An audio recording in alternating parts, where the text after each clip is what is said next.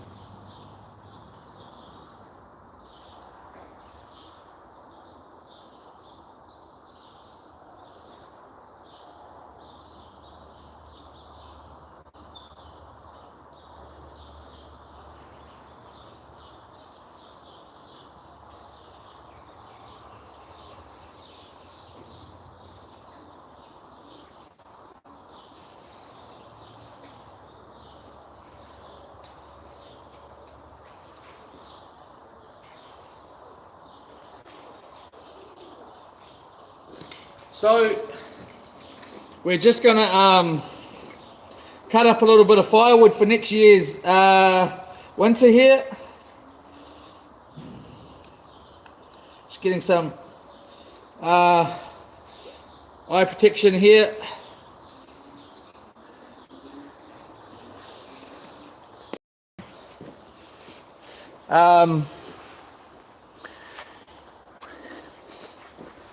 I don't know, you might not want to watch.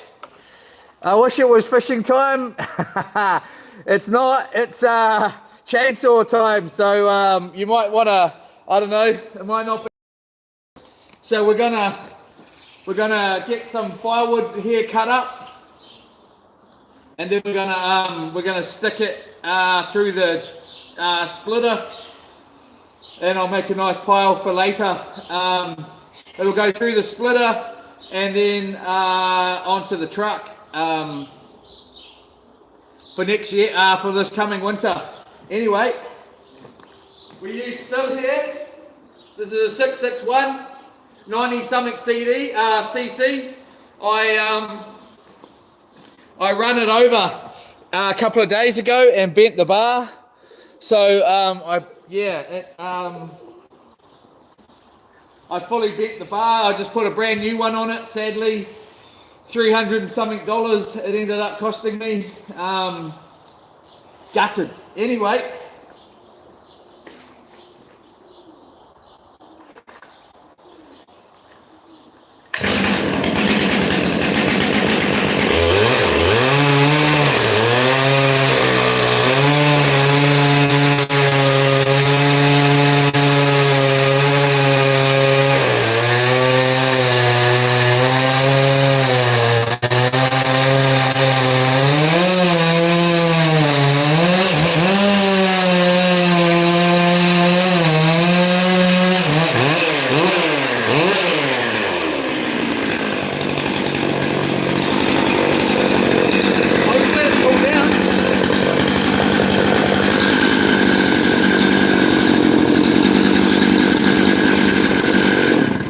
So, these are the things. Always wear your protection. We got the tool shed earmuffs on. Class 5. Class 5 earmuffs, Bluetooth of course. We've got a 25-inch bar here. Full chisel chain here, which needs sharpening. It's not sharp. Well, it's semi-sharp. It's not that sharp. And then again, we've got a 661. This is a brand new chainsaw. I haven't used it all that much, but yesterday or the day before I ran it over with the car. So it's put a couple of big dents in it. It's fine though. The engine's brand new pretty much. It's grunty as. It's so hard to keep this saw in the cut to stop it from valve bouncing. But yeah, so got our chaps on, earmuffs from the tool shed. Excellent earmuffs that we wear when we're out fishing, and then we've got some eye protection here as well. So and then when you move, also when we're moving with our chainsaw, I never move. So this is called a chain brake here. You hear it there? That stops the chain from going around. This chainsaw's got an automatic feature that if it was to flick up like this, that it will come on like that. I suggest if you ever use a chainsaw, never ever move without putting that chainsaw guard on. And I do it like this. I just go like that with my arm forward. Just like that. And so I don't know what you might think of this. We got that massive big ring over in the corner there. That's going to take the 32-inch bar or 36. This is massive. But yeah, we'll quickly just do this. And I have got all my chainsaw licenses and a whole bunch of other things to do with this sort of industry.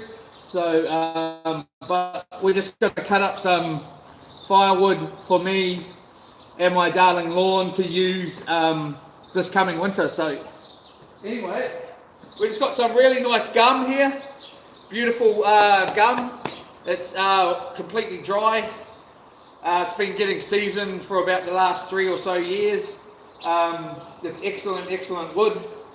And anyway,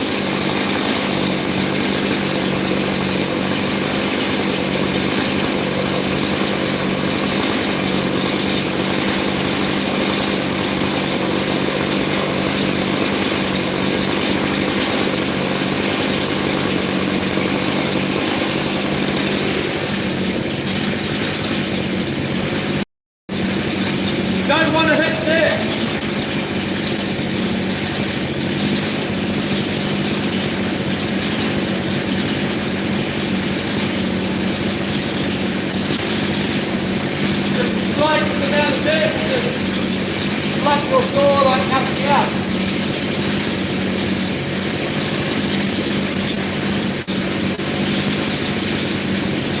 Not that my saw is sharp anyway, but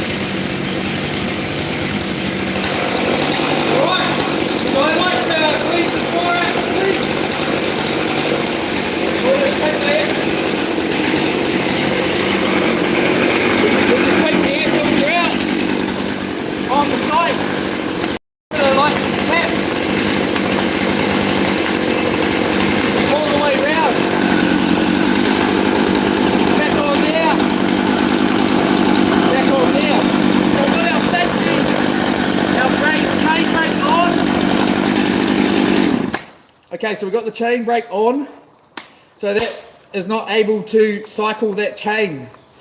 Whether we push on this, it'll just stall on the accelerator here, it'll stall the chainsaw.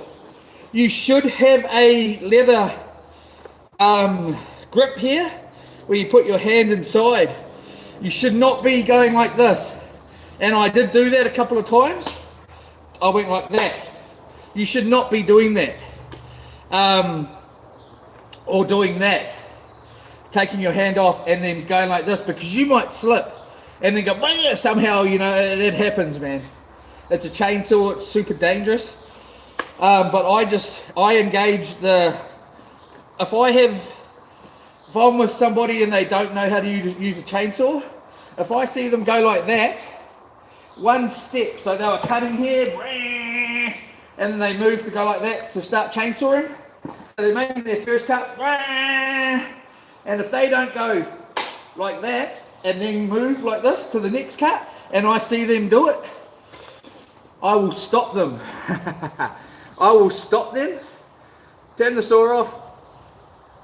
Obviously, this is in a controlled environment where I'm kind of either teaching that person or responsible for that person. In my eyes, not some wild person out in the wilderness chainsaw. You know, I can't give them advice. But if I see them cut, so they're cutting. They finish that cut.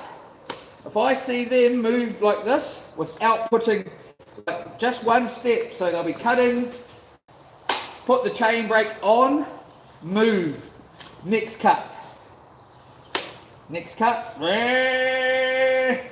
the cut, move, take the chain brake off, finish the cut, chain brake on, put the chainsaw down, whatever, to carry on. If I see them take one step without putting that chain brake on, I will stop them, turn the chainsaw off, and I would have, before they have started chainsawing, I would have gone through that with them and I will talk to them about it.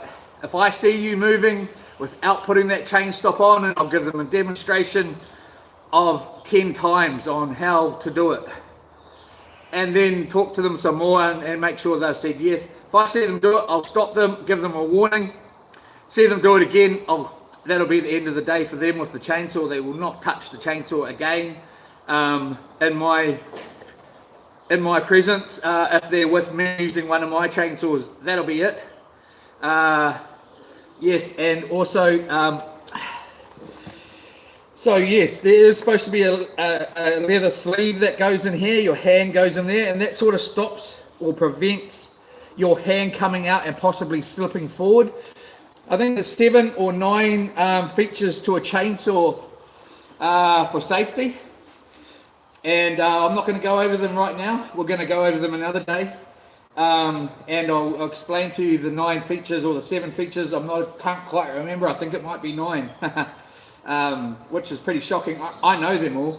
I'm just haven't counted them in my head and gone, that's right. And there's those features, and we'll go over that in another day.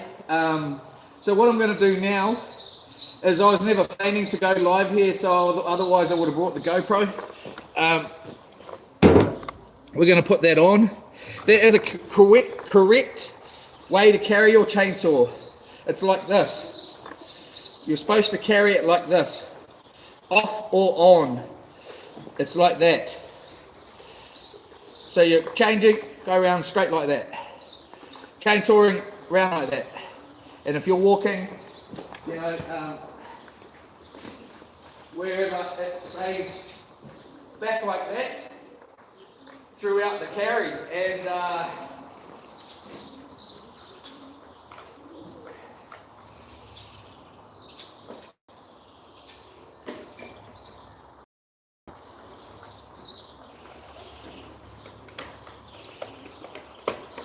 myself, I always have normally I just throw it here, my chain guard there. I just throw it right next to my work spot. A lot of people don't. that I've seen, and this is also called a chainsaw spanner or a scrench or a chainsaw tool, whatever. It has a flat head on the bottom and two different sized nut spanners here, specifically for chainsaws. But what I do is I generally carry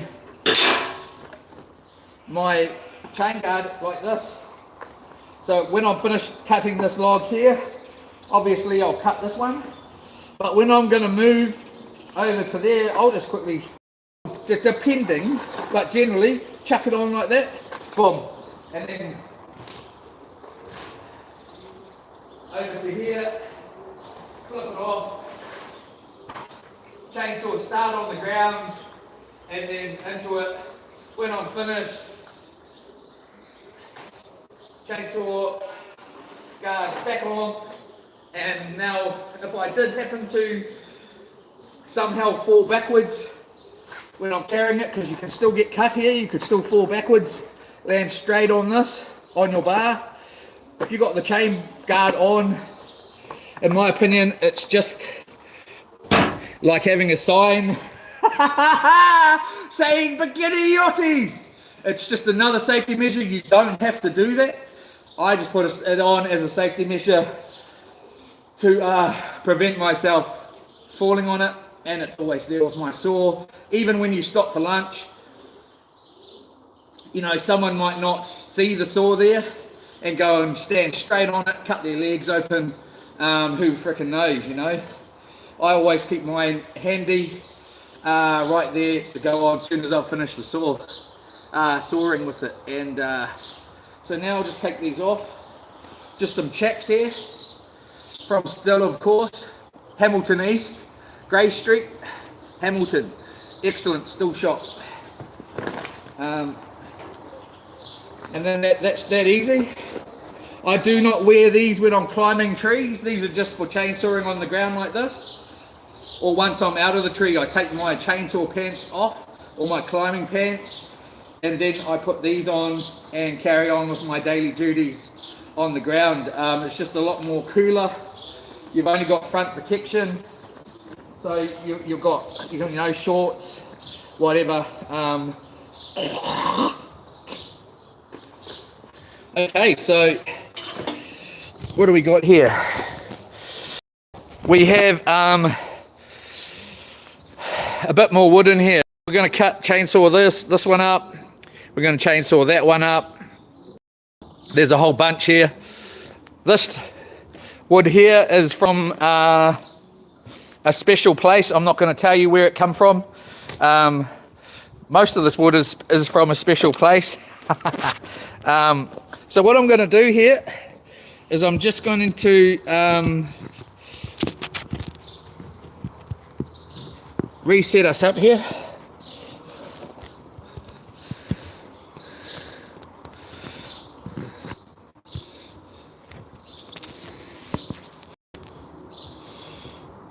Just like that. Nah, I can't do the reversal start. I don't think there is a reversal start. It nearly fooled me. It nearly fooled me when I first, I was like, hey, can you do that? Nah. So what I'm going to do, I'll just be a sec, I'm going to push the splitter down here. We're going to do a little bit of a split now.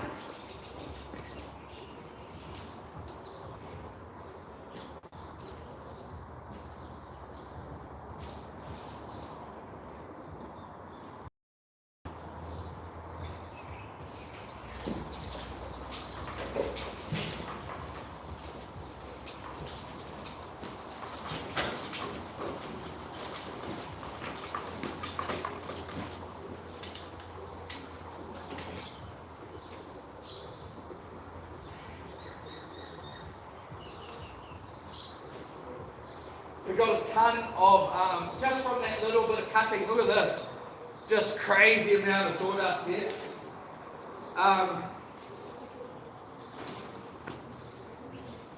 So what we might do is this is just one of my splitters here. I do have a bunch of other ones. We're just going to use this one today.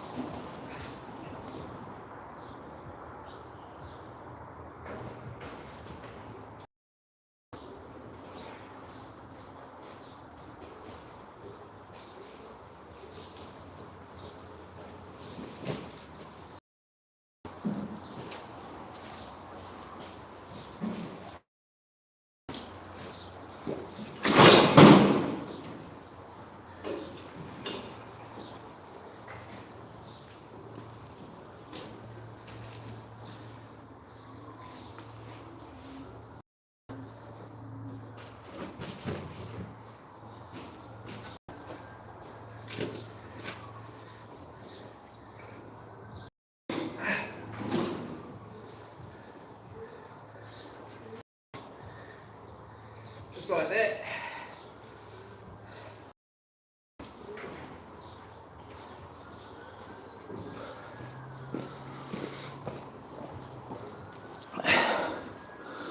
So now we have the split onto a conveyor and that's set up.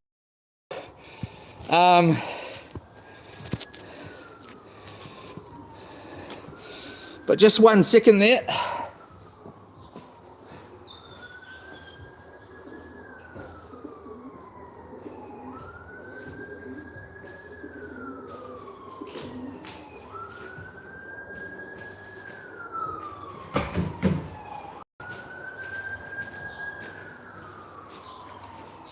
Hopefully we got enough gas there to do a bit of a split.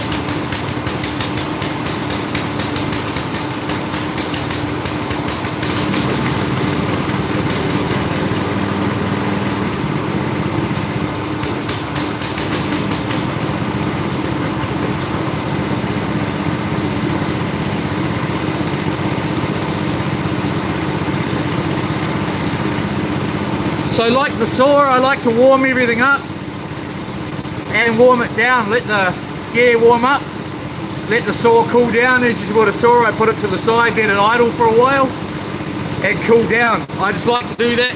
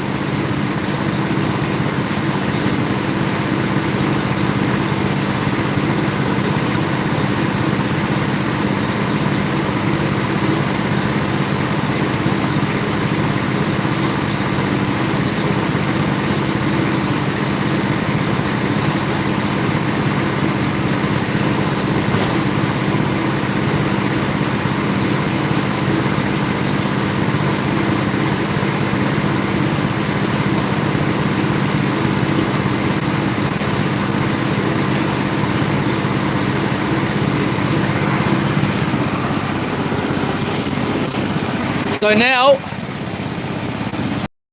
right here, so it's going to go straight up onto the truck there. I'm going to try and put you over here.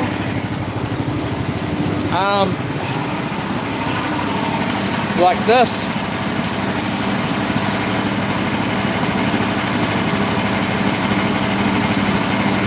And see if I can set us up so you're got a good view here.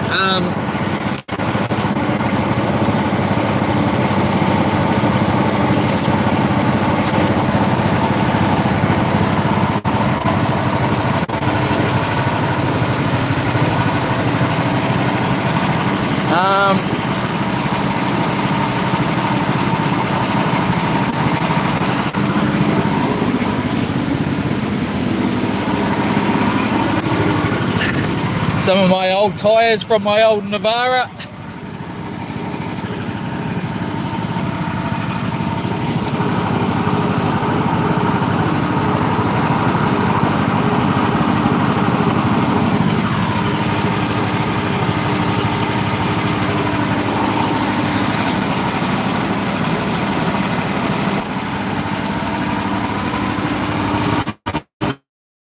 So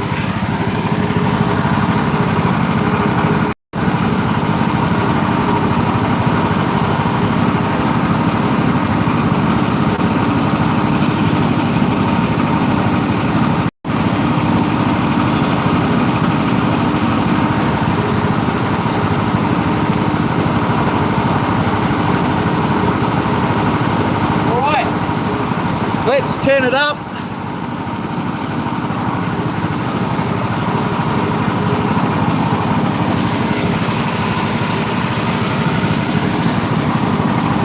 I'm going to turn the splitter up a bit, get a bit of horsepower rolling through, and that'll just go up onto the truck, and then I can put it in a pile outside or whatever I want to do, you know, and move it around rather than it be stuck there.